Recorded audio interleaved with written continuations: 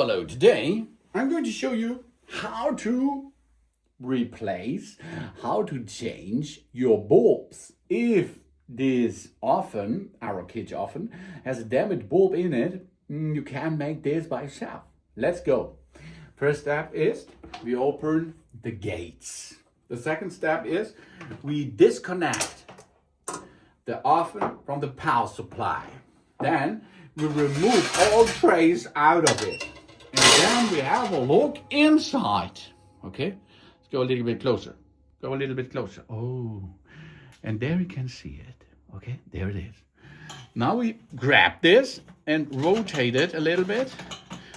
And you have the first thing done. Let's go a little bit here. Okay, here, this is the information that we have a maximum of 25-watt bulb, which we can install. This is a tray or is a cover. This is a glass cover, a tempered glass cover, which we do not throw or drop. So zoom in a little bit, and there it is. There is the bulb. The bulb we can touch, the bulb we can pull out, and here it is. Go a little bit closer. Here, that is it. Oh, so nice. That it is. That it is. Okay, let's replace this to a new one. Yeah. And you see these two connectors.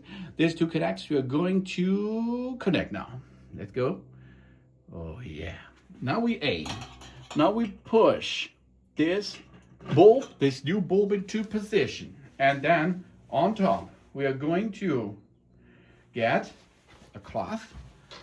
So here, get a cloth. And we wipe over it to remove the grease and grease and something else. So this is for clean out. It's really important. And then we connect this again. You know that it was a glass cover.